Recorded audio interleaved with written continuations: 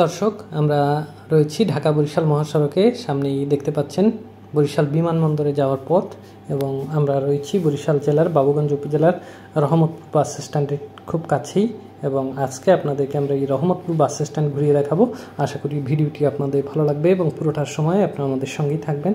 দর্শক, বরিশাল শহর, আপনারা যদি ঢাকা থেকে যান বরিশাল শহর, তাহলে পথে এই গুরুত্বপূর্ণ পয়েন্ট হচ্ছে এই রহমতপুর বাস স্ট্যান্ড, এবং এই রহমতপুর থেকে একটি সড়ক চলে গেছে বাবুগঞ্জ উপজেলা হয়ে মিরগঞ্জ ফেরিঘাট হয়ে একেবারে মুলাদি হিজলার দিকে।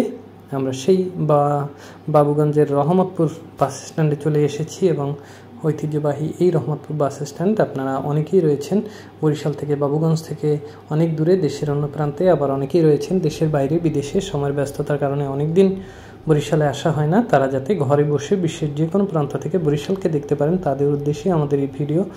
আপনারা দেখুন বর্তমানে রহমতপুর বাস স্ট্যান্ড কেমন রয়েছে, আমরা সেই দৃশ্যই আপনাদেরকে দেখাচ্ছি।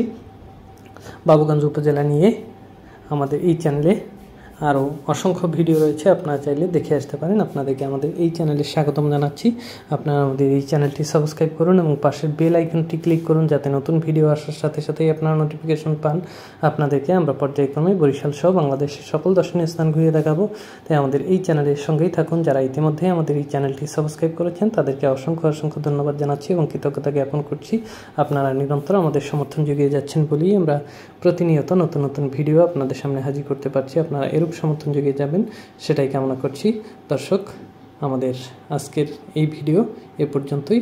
ভিডিওটি আপনাদের কেমন লাগলো কমেন্ট বক্সে জানাবেন, এবং সাথে আমাদের এই চ্যানেলটি সাবস্ক্রাইব করার আবারও বিনীত অনুরোধ জানিয়ে আজকের মতো এখানেই বিদায় নিচ্ছি। ভালো থাকবেন সবাই।